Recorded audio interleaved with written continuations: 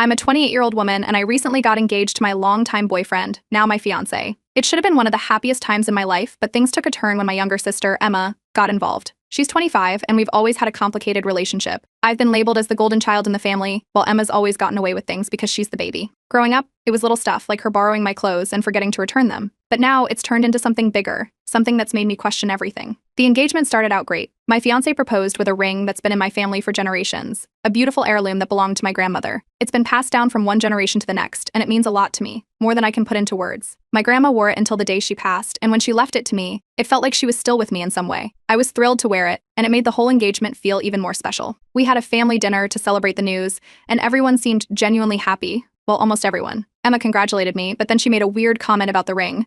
She said, "It's nice, I guess, but I always thought something bigger would suit you better." It felt like a backhanded compliment, but I brushed it off. Emma's always had a knack for saying things that leave a sting. I didn't think too much of it at the time. But over the next few weeks, she kept bringing up the ring. At first, it was just casual comments like, "It's really pretty. Can I see it again? Or do you think it's too old-fashioned?" Then she started asking if she could try it on, saying she just wanted to see how it looked. I laughed it off the first couple of times and said no, but she kept asking. It was weird, and it started making me uncomfortable, so I tried to keep the ring out of sight when she was around. Fast forward to a Sunday dinner at my parents' house. It was one of those big family gatherings with my parents, Emma, my fiancé, and a few other relatives. We were in the kitchen cleaning up after dinner, and I took off the ring and set it on the counter so I could help with the dishes. I remember thinking I'd put it back on in just a minute, but when I turned around to grab it, the ring was gone. At first, I thought maybe I'd knocked it over or it had rolled somewhere. I spent the next 15 minutes searching every inch of that kitchen, under the table, behind the toaster, even inside the sink drain. My mom joined in, and then my fiancé, but no one could find it. That's when I noticed Emma. She was standing off to the side, looking down at her phone, barely glancing up as the rest of us tore the place apart.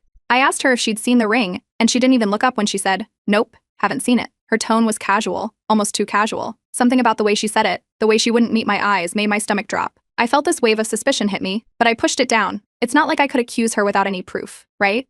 But the whole night, she avoided me, barely talking to anyone else either, just glued to her phone. It wasn't like her at all. When we got home, I told my fiancé about my suspicions. I expected him to at least consider the possibility, but he just brushed it off. He told me Emma was probably just jealous and that I shouldn't worry about it. "She wouldn't actually steal from you," he said. "She's your sister." But it didn't sit right with me. He kept saying that it was probably just misplaced and that I'd find it eventually. He didn't seem to get why it mattered so much, why I couldn't just replace the ring with another one. A few days later, I tried talking to my parents about it. They told me I was overreacting, that Emma was just going through a phase and that I should give her the benefit of the doubt. My mom even suggested that maybe I'd just lost the ring in my own home and was blaming Emma out of stress.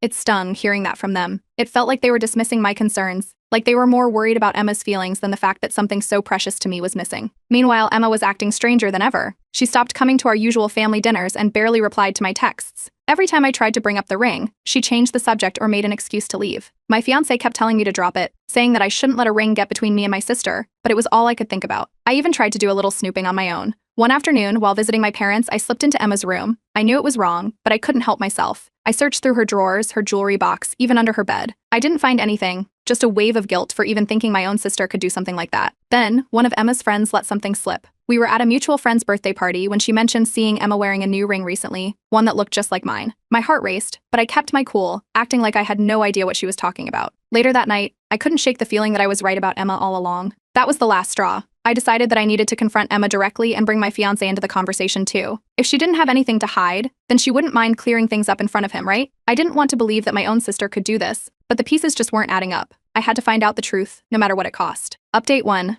I decided to confront Emma about the ring in front of our parents and my fiancé. I thought maybe with everyone present, the truth would finally come out. It was a Saturday afternoon at my parents' house, and the atmosphere was tense from the start. I didn't waste any time. I told Emma that I knew she took the ring and asked her to return it. As soon as the words left my mouth, she looked shocked. Then her face crumpled into tears. She went into full victim mode, crying about how I was always the one who blamed her, how I never gave her the benefit of the doubt. Her voice cracked as she brought up old stories, things from years ago when we were kids, like how I always got the bigger slice of cake or the nicer birthday gifts. She acted as if this was another example of me being the favorite, using the ring as a way to put her down. She even turned to my parents, claiming she'd never do something like that and that I was making up lies to ruin her reputation. My parents fell for it immediately. My mom rushed to her side, trying to comfort her, and my dad looked at me like I was the one causing trouble. They told me to stop creating drama and to apologize to Emma for accusing her of something so serious. I tried to explain that this wasn't just about the ring, that it was about the constant pattern of Emma crossing boundaries, but they wouldn't hear it. They made me feel like I was the one who had done something wrong, and my dad even said I should be ashamed for upsetting Emma like this. My fiancé pulled me aside afterward. He had this exasperated look on his face and kept telling me I was overreacting. He said Emma might be childish, but she wouldn't go that far, and that I was letting a piece of jewelry ruin my relationship with my sister.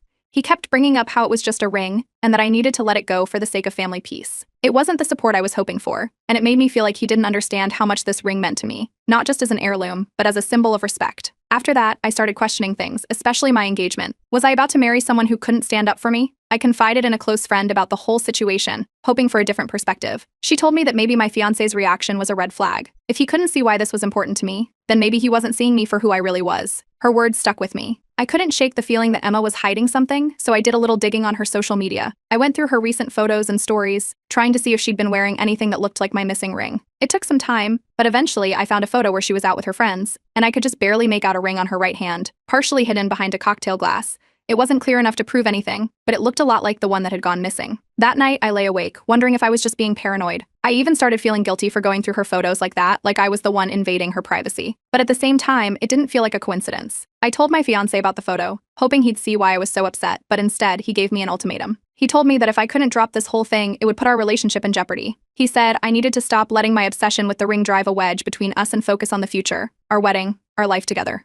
His words stung, and I didn't know how to respond. I couldn't believe he was making me choose between letting go of something that mattered so much to me and keeping our relationship intact. It made me think back to all the times Emma had taken things from me, clothes, jewelry, even money from my purse when we were teenagers. She always said she'd return everything, but she never did, and my parents always brushed it off as her just being the baby of the family. It was like history was repeating itself, only this time it was with something that carried so much sentimental value. The stress from the situation seeped into everything. Wedding planning became impossible. I couldn't focus on venues or guest lists when all I could think about was how my fiancé seemed to be more concerned with keeping peace than standing by my side. He even brought up the cost of replacing the ring once, like that could make up for what I'd lost. It wasn't about the money, it never was. It was about feeling like I mattered enough for him to care about what I cared about. At one point, I even considered hiring a private investigator. I didn't tell anyone about that thought. It felt like I was losing it, going down a rabbit hole. But the idea of finding out the truth, once and for all, kept nagging at me. Word got around the family, though, about the confrontation. My relatives started calling me, saying they'd heard I'd blown up at Emma, and that I should be ashamed of myself for causing a scene. It made me feel even more alone, like everyone had already decided that I was the problem here. It felt like no matter how much I tried to explain myself, no one wanted to hear my side. As all of this played out, I found myself pulling away from my fiancé more and more. It felt like every conversation turned into an argument about the ring, about my suspicions, about why I couldn't just let it go. He kept saying he was trying to keep things calm, but it felt like he just didn't want to deal with any of it. We started spending more time apart, and I couldn't help but wonder if maybe this whole thing was showing me who he really was,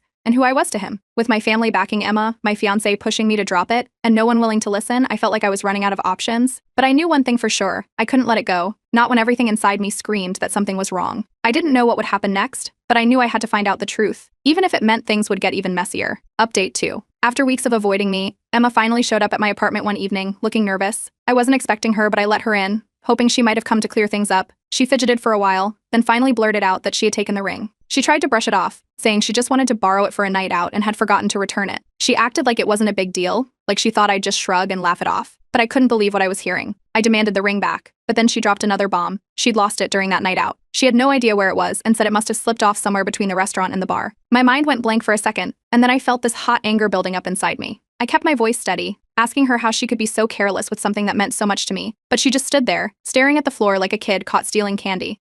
I called our parents right away, expecting them to be furious with Emma for taking the ring without permission and then losing it. But when they arrived, the conversation went in a direction I wasn't prepared for. Instead of holding Emma accountable, they turned to me, telling me to calm down and that it was just a mistake. My mom put her arm around Emma and kept repeating that she was just trying to move past this and get along as a family. My dad suggested I was making too big a deal out of something that couldn't be changed now. They kept saying Emma didn't mean any harm and that I should just forgive her and let it go. I couldn't believe what I was hearing. It felt like a bad joke. My mom even said something about how accidents happen and that maybe I was being too hard on Emma because I'd always been the serious one in the family. Meanwhile, Emma just stood there with her head down, looking like she was ready to cry again. My parents acted like I was the one causing the problem by being upset about the ring, rather than Emma being the one who took it in the first place. Then my fiancé stepped in, trying to play the peacemaker. He put his arm around me and tried to convince me that this wasn't worth breaking up the family over. He kept saying that a ring wasn't worth all this anger, that Emma didn't mean to lose it, and that we needed to focus on the bigger picture, like our upcoming wedding. It was like he thought I should just sweep everything under the rug for the sake of keeping everyone happy. But his attempt to smooth things over only made me feel more alone. I turned to him and told him that if he couldn't support me on this, then I didn't know if I could go through with the wedding. His eyes widened, and he looked genuinely shocked, like he hadn't realized how serious I was. He tried to argue that I was letting my emotions get the best of me, that I was being irrational, but I cut him off. I told him that this wasn't just about a ring, it was about trust, something that clearly none of them seemed to understand. After that confrontation, I couldn't stand being around any of them. I called a friend, and she told me to pack a bag and stay with her for a while. It felt like the only safe place I had left. I grabbed some essentials, left a note for my fiancé, and drove over to her place that night. It was a relief to be somewhere I didn't feel judged or dismissed. My friend listened to everything that had happened, and she didn't hold back. She called Emma's behavior selfish and reckless, and she couldn't believe how my parents and fiancé were handling it. For the first time in weeks, I felt like someone was actually on my side. She suggested I see a therapist, not because I was in the wrong, but because she thought I needed a space to process everything without feeling like I was going crazy. I took her advice and booked an appointment. In therapy, I talked through the whole mess, how the ring represented more than just an engagement. It was about respect, the legacy of my grandmother, and feeling like I mattered to the people who should care about me most. The therapist helped me see that I'd been putting everyone else's feelings above my own for so long that I'd forgotten how to stand up for myself. It was eye-opening, and I started to realize that maybe the ring disappearing was just a symptom of a much bigger problem. My fiancé tried reaching out while I was staying at my friend's place. He even showed up once with flowers, saying he was sorry for not understanding sooner. He claimed he saw now how much the ring meant to me, but his words felt hollow. He still kept saying things like, "I just want us to be happy again and let's move past this," without ever really acknowledging what had gone wrong. Meanwhile, Emma didn't seem to care at all. She started posting on social media about how she was cutting out negativity and moving on from drama, which felt like a direct jab at me. Friends sent me screenshots of her posts, where she was smiling and out with her friends, acting like everything was just fine. It was like she didn't feel any remorse for what she'd done, and that made it all even worse. With the wedding plans on hold, my parents started calling me, pressuring me to forgive Emma and get back to planning my life. My dad kept saying that life's too short for grudges, while my mom begged me to think of the family. But every time they called, I felt more certain that I couldn't just let this go. I told them I needed time, but they wouldn't stop pushing. And in all of this, I came to a tough realization. No matter how much I tried to explain myself, my family would never see my side. They would always prioritize keeping the peace over holding Emma accountable. I realized I couldn't change that, but I could change what I was willing to accept in my life. And maybe, just maybe, that meant letting go of people who refused to respect my boundaries. It was clear that I had a choice to make: keep trying to make things work with people who couldn't see my pain, or choose myself for the first time in years. Update 3. After staying at my friend's place for a few weeks, my fiancé reached out, asking if we could meet up for dinner. He said he wanted to talk things over, try to fix things between us. I figured I owed it to myself to hear him out, so I agreed. We met at a small restaurant we used to love, but the atmosphere was tense from the start. He tried to apologize, saying he regretted how he'd handled everything. But as the conversation went on, it became clear that he still didn't fully get it. He kept saying the whole situation had been blown out of proportion, and that he just wanted us to move past it. The words stung. He acted like everything would be fine if I could just let go of the anger about the ring. It wasn't much of an apology, more like he wanted to smooth things over without actually acknowledging what went wrong. By the time the check arrived, I knew that whatever he was offering, it wasn't enough to rebuild the trust that had been broken. Not long after that, I visited my parents' house to pick up some of my things. Emma was there too. She didn't bother pretending to feel bad about what she'd done. Instead, she smirked when she saw me, making a comment about how I was still dragging this out and how some people just can't let things go. She acted like she was above it all, like I was the one being difficult. My parents were in the other room, so they didn't hear, and she knew exactly what she was doing. As I was driving back to my friend's place, I got a message from a number I didn't recognize. It was one of Emma's friends. She told me she'd seen what happened between us online and thought I should know that Emma had been bragging to her friends about taking the ring. She said Emma thought it was funny to see how I would react, that she wanted to see how much it would bother me. I pulled over to read the message again, my hands shaking as I scrolled through it. Emma hadn't just been careless, she had taken the ring on purpose, knowing exactly how much it meant to me. It was all some twisted game to her, a way to get under my skin. The realization hit me like a punch in the gut. This wasn't just about the ring anymore. It was about the way she'd manipulated everyone around us, including me. I sent the screenshots to my fiancé, hoping he would finally understand what I'd been dealing with. When we talked later that night, I laid everything out, expecting him to be furious on my behalf. But instead, he just sighed and told me that Emma was probably just being immature, and that I needed to stop letting her get to me. He kept saying that I should focus on the future and not let this keep us from moving forward with the wedding. It felt like he still thought I was overreacting, like he was more concerned about making everything look fine to our families than about standing up for me. Meanwhile, he kept bringing up the wedding, saying that our families were starting to ask questions about the delay. He even suggested that we get back to planning, as if that would magically solve everything. But the more he pushed, the more I realized that he wasn't seeing the bigger picture. It wasn't just about a wedding or a family feud. It was about the fact that I couldn't trust him to have my back when it really mattered. Then my parents called, saying they wanted to arrange a family meeting to settle things. They made it sound like it would be a chance for everyone to get on the same page, but I knew better. When I showed up, it was just more of the same, my parents defending Emma, saying she'd already apologized, and that I needed to move past it for the sake of the family. Emma sat there, barely hiding her smirk, and my fiancé kept glancing at his watch like he couldn't wait for it to be over. I tried to explain why I couldn't just let it go, but every word felt like shouting into the void. By the end of the meeting, I was exhausted, and I couldn't hold back the tears any longer. I broke down, right there in front of everyone, realizing that they would never really understand where I was coming from. My mom tried to comfort me, but it felt empty, like she was just saying what she thought I wanted to hear. I left that night feeling more isolated than ever, but also with a growing clarity about what I needed to do next. The final straw came when my fiancé's parents called me. They tried to be polite, but it was clear they thought I was the problem. They mentioned how my drama was causing unnecessary stress and suggested that it might be time to put everything behind us for the sake of the wedding. It felt like a veiled ultimatum, like they were more worried about their son's reputation than about the truth. It made me realize that I was surrounded by people who just wanted me to be quiet and keep the peace, even if it meant ignoring what was right. I knew then that I couldn't go through with the wedding, not when I felt like I was fighting this battle alone. I started thinking seriously about calling it off, about what my life would look like if I stopped trying to make everyone else happy and focused on what I needed for once. It was terrifying, but it also felt like the only real option left. That night, I posted my story on Reddit, pouring out everything that had happened. I wasn't expecting much, maybe just a few comments to remind me that I wasn't crazy for feeling the way I did, but the response was overwhelming. Hundreds of people commented, telling me that I deserved better, that my feelings were valid, and that I wasn't wrong to stand up for myself. Reading those messages, I felt a kind of support I hadn't felt in weeks, maybe even longer. But then, my fiancé found the post. He came over the next day, furious, saying that I had made him look bad and that I dragged our private issues into a public forum. He kept asking why I couldn't have just come to him instead of airing everything online. It turned into a shouting match, and for the first time, I found myself standing my ground instead of trying to make peace. I told him that I had tried to talk to him over and over, but he'd never listened. By the time he left, I felt something shift inside me. For so long, I'd been afraid of what might happen if I stopped trying to hold everything together. But now, I felt a strange sense of calm. I knew that things were about to change, and maybe they wouldn't be easy, but I couldn't keep living like this. I couldn't keep pretending that everything was fine when it clearly wasn't. It was time to put myself first, even if it meant losing people who didn't really have my back. Update 4. After the blow-up with my fiancé over the Reddit post, I knew I couldn't keep pretending things were okay.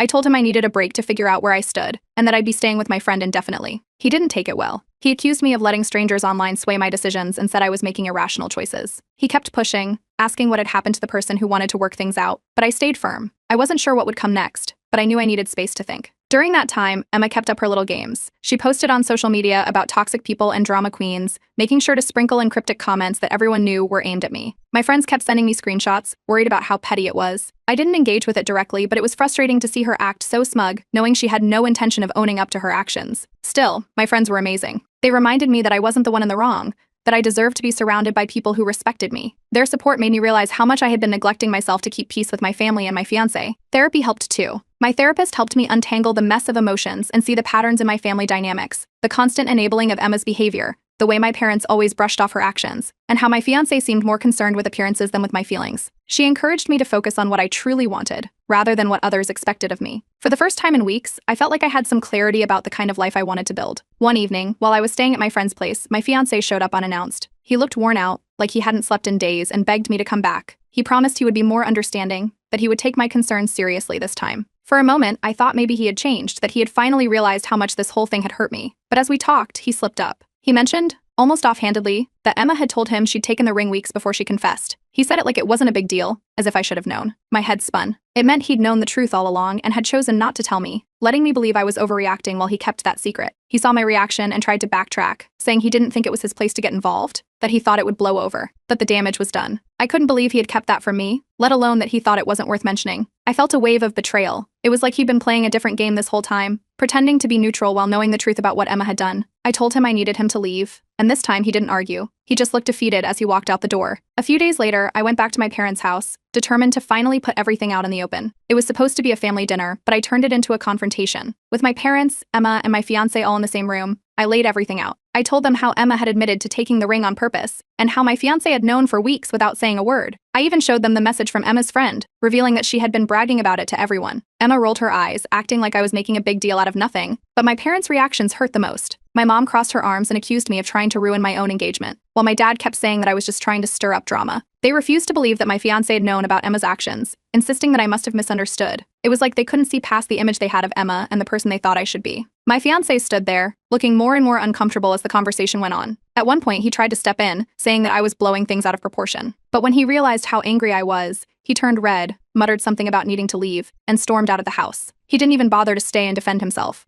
After he left, I turned to Emma. I told her I was done trying to be her sister, that I was done with the constant backstabbing and manipulation. I told her that as far as I was concerned, we didn't have a relationship anymore. She just shrugged, acting like she couldn't care less, but I noticed her smile falter for a second. Afterward, I took a long walk around the neighborhood, letting the cold air clear my head. I thought about how much I had sacrificed trying to keep the peace, how many times I'd pushed my own feelings aside for the sake of my family and my fiancé. I realized that I couldn't keep pretending everything was fine, not if it meant losing myself in the process. The next day, I made the decision to formally postpone the wedding. I called both sets of parents and told them that I wasn't ready to go through with it. My mom was furious, and my dad kept insisting that I was making a mistake. My fiancé's parents were even worse, saying that I was throwing away something special over a misunderstanding. But I stuck to my decision. I wasn't going to be pressured into marrying someone who couldn't even stand by me when it mattered most. The backlash came quickly. My phone blew up with messages from relatives, some asking what happened, others accusing me of being dramatic. But for the first time, their opinions didn't matter. I knew I needed to figure out what was best for me, even if it meant facing their disappointment. It felt like the start of something new, even if I didn't know where it would lead. All I knew was that I couldn't keep living my life for other people,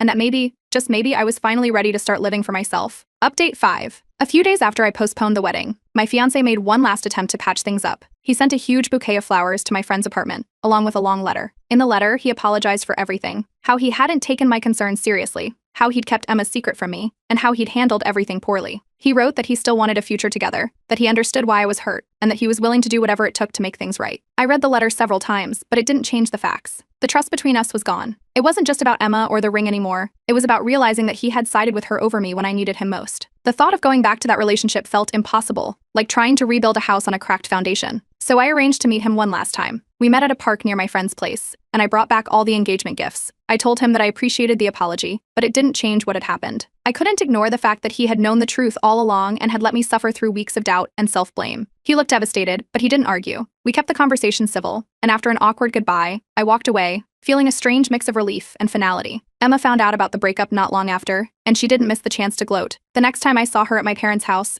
she made a few snide comments about how I'd thrown away a good thing and how not everyone was cut out for marriage. It was classic Emma, trying to rub salt in the wound. But for the first time, her words didn't get under my skin. I just looked at her and walked away, more at peace than I had been in a long time. My parents weren't as easy to ignore. They made it clear that they thought I was making a huge mistake. My mom called me dramatic for letting a ring ruin my relationship, while my dad kept saying that I should have just moved on and focused on the future. They tried to convince me that I'd regret this, that I was throwing away a chance at happiness over something that didn't matter anymore. But I stood firm. I told them that this wasn't just about the ring, that it was about standing up for myself and not letting people walk all over me. It was the first time in years that I had pushed back against their opinions, and I could tell they were surprised. But I didn't let their disappointment change my mind. I left their house that day knowing that I had finally chosen myself over their expectations. My friends were my rock through all of this. They even threw me a little freedom party at my friend's place, a small gathering with pizza, drinks, and lots of laughter. They called it a celebration of my decision to take back control of my life, and it felt good to be around people who genuinely cared about my well-being. It was a reminder that I wasn't as alone as I'd thought, and that there were people who supported me without conditions. I knew I needed to tie up some loose ends, so I consulted a lawyer about the broken engagement. I wanted to make sure there wouldn't be any legal issues, especially with any of the gifts or shared expenses. Thankfully, it was straightforward, and it felt like one more weight lifted off my shoulders. I made sure everything was in writing, wanting to be thorough and avoid any surprises down the line. For the time being, I decided to stay with my friend until I could find a place of my own. It wasn't ideal, but it felt like a chance to start fresh. I began looking for apartments that I could afford on my own, embracing the idea of living for myself rather than trying to fit into someone else's plans. It was scary, but also strangely liberating. Emma tried to reach out again after she heard that the wedding was off, sending me a text about how we should move past the drama now that it was over. But I ignored her messages. I had nothing left to say to her. She had made her choices, and I had made mine. It was time to leave the past where it belonged. I posted one last update on Reddit, summarizing everything that had happened and thanking everyone for their support. The response was incredible. People shared their own stories, their encouragement, and it felt like a huge weight had been lifted. Even some extended family members reached out after reading the post, offering their support and telling me that they were shocked at how my immediate family had handled everything. It was surprising but comforting to know that I wasn't the only one who saw things for what they were. Therapy helped me see that I had spent so much of my life seeking validation from people who were never going to give it to me. My parents, my sister, even my ex-fiancé had always tried to live up to their expectations, hoping that one day they'd see me and respect me for who I was. But now I realized that I didn't need their approval to be happy. I needed my own. I started exploring new hobbies, things I'd always wanted to try but never made time for: painting, hiking, even learning to cook more complex recipes. I began thinking about taking a solo trip, something I'd never had the courage to do before. It was exhilarating to make plans without worrying about what others would think, to embrace the freedom of choosing my own path. In those quiet moments, I found a kind of peace I hadn't known was possible. I wasn't looking over my shoulder, waiting for the next passive-aggressive comment or the next argument. I was just living. For the first time in a long time, I felt like I could see myself clearly, without all the noise of other people's expectations. And that, more than anything, felt like the best decision I'd made in years.